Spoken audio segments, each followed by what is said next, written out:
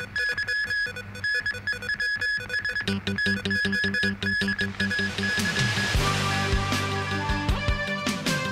NPC member accuses HKU public opinion surveys of being biased. Government wants 22 public housing estates to be rebuilt, and tensions remain high in the Crimea.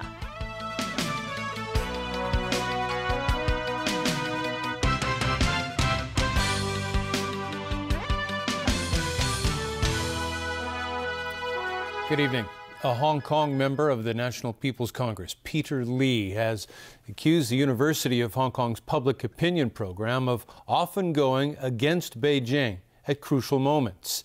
He wants to set up a fund to conduct what he says will be unbiased polls. In response, the Democratic Party has accused Lee of infringing on academic freedom. Jenny Lam reports. Hong Kong members of the National People's Congress sought clarification this afternoon on the 2017 chief executive election from Zhang Dejiang, chairman of the NPC Standing Committee. He also played a leading role in Hong Kong and Macau affairs coordination. First to speak, Peter Lee, the eldest son of Henderson Land boss Lee Shao-ki. He suggested that the monthly findings of the public opinion program of the University of Hong Kong are often unfavorable towards Beijing.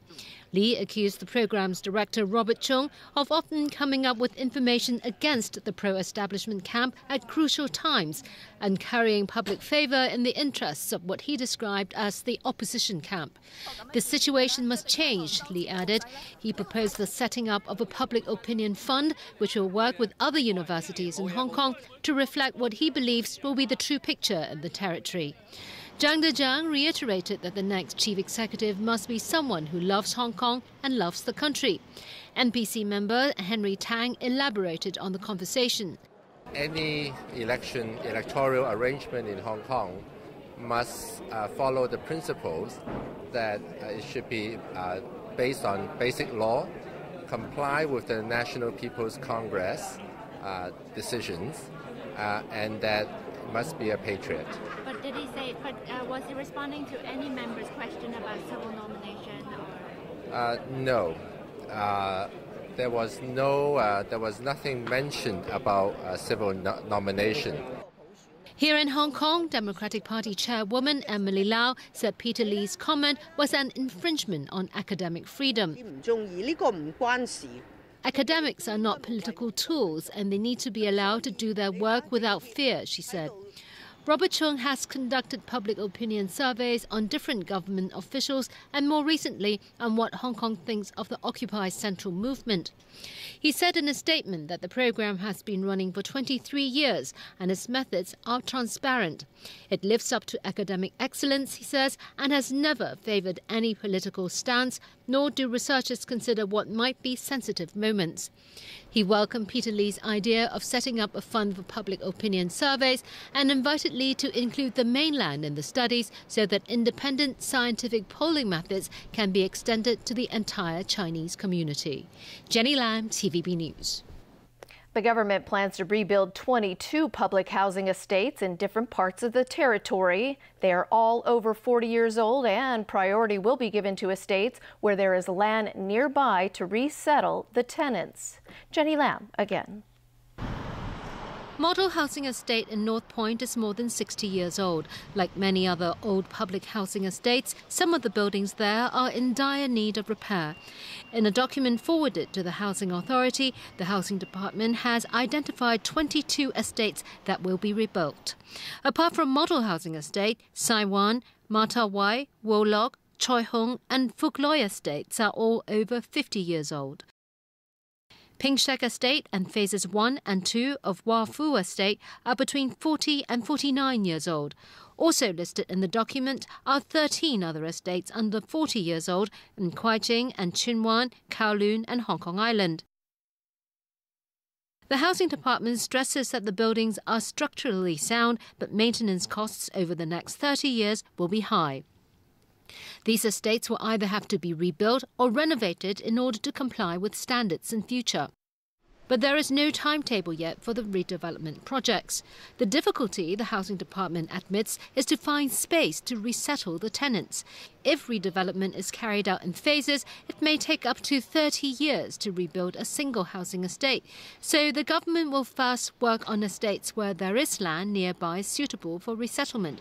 The authorities will look into the redevelopment potential of the 22 estates and explore whether additional housing units can be provided there before drawing up a detailed plan. Jenny Lam, TVB News.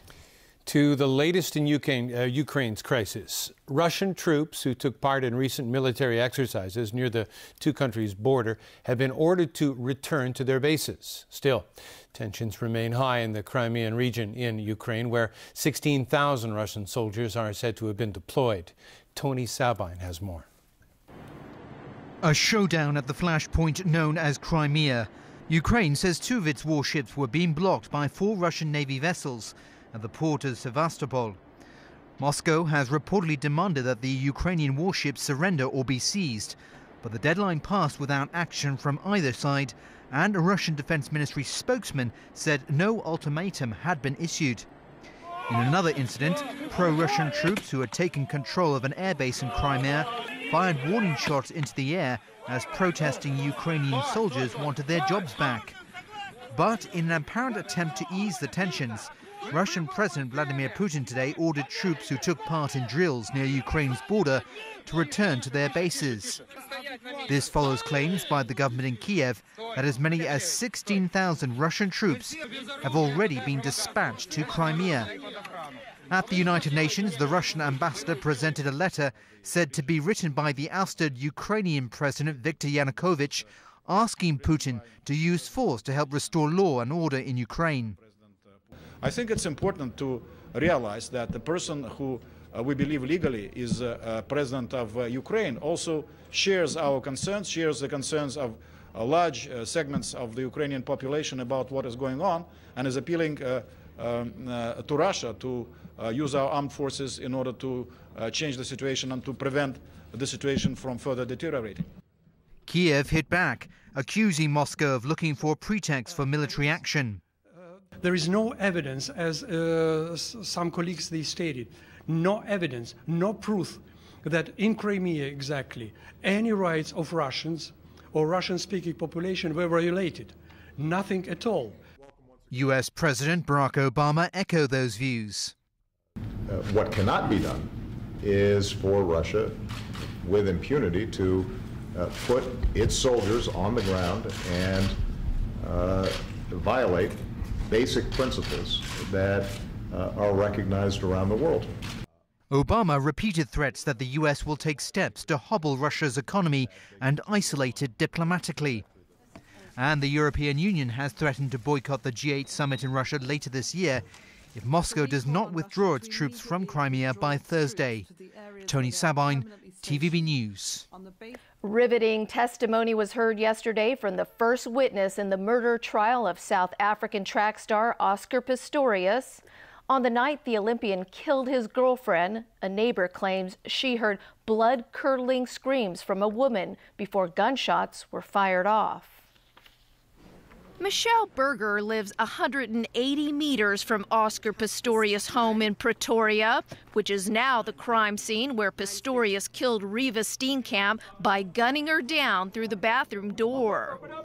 It was just after 3 in the morning on February 14th of last year when the witness was woken by a woman's screams.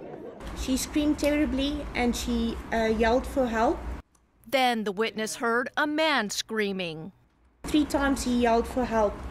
What followed next was a second set of even more horrifying screams by the woman. I heard her screams again. It was worse. It was more intense. Suddenly, the sound of gunshots rang out. It was 4 gunshots that I heard. The time between the first and the fourth shot was much longer than between the second and the third one. Key to this testimony is that the gunshots were not fired in quick succession. There were noticeable pauses in between the shots fired. The neighbor's testimony was strategically used first so prosecutors could prove Pistorius and his girlfriend had a terrible argument before he shot her to death. It was very traumatic for me. You could hear that it was blood-curdling screams. But the 27-year-old Olympian claims he killed Steenkamp by mistake, thinking she was an intruder. But this first testimony contradicts Pistorius' version of events. He claims he thought his girlfriend was still in bed and insists he never heard any woman screaming. The Olympian's murder trial is being broadcast live on TV in South Africa and across the world. Complete chaos ensues every time Pistorius, mobbed by media, enters or exits the courtroom. If convicted of murder, Pistorius could be sentenced to 25 years in jail or even life imprisonment. A former university student has been slapped with a 4-year sentence in the U.S. for hacking into the school's computer system and turning himself into a straight-A student. Roy Sun, formerly a student from China studying at Purdue University in Indiana, will spend 90 days in jail to be followed by supervised probation and community service. He's one of 3 former students at the university linked to the scandal. Another defendant, Sujay Sharma, was sentenced to 3 years of probation for serving as a lookout as Sun tampered with the computers. The scheme began back in 2008 and lasted a number of years. In his final year of university, Sun did not go to class at all, but still earned perfect grades. Osama bin Laden's son-in-law is now on trial in New York City. Suleiman Abu Ghaith faces charges of killing Americans and supporting terrorists in his role as al-Qaeda's spokesman. He is the highest-ranking al-Qaeda figure to face trial on U.S. soil. Prosecutors plan to show jurors a picture of Abu Ghaith seated next to bin Laden as the two make statements about the September 11, 2001 terror attacks 1 day after the plot was carried out. The prosecution also has videos of the bearded man promising to kill more Americans. Defense attorneys claim it's a case of mistaken identity, which the judge has thrown out. Abu Ghaith is married to bin Laden's eldest daughter, Fatima, one of 24 children bin Laden fathered before he was killed in Pakistan by U.S. Special Forces 3 years ago. Turning now to a court verdict in Egypt in a case that became a rallying cry for anti-government protesters who ousted longtime President Hosni Mubarak in 2011. 2 policemen were jailed for 10 years each for the beating death of a small businessman in Alexandria. Activists used a Facebook page set up in Khaled Said's memory to call for the protests that ultimately forced Mubarak from power. The 2 officers were convicted earlier and given 7-year jail terms each, but that conviction was later overturned and a new trial was ordered. Rights groups say the security forces continue to use deadly force against protesters today, and those detained are still frequently tortured in custody. And still ahead in our newscast, Albert Ho penalized for browsing girly photos during budget speech, proposals to tighten rules on commentary programs on TV and radio, and a recommendation to list Fanling Lodge as a Grade 1 historical building.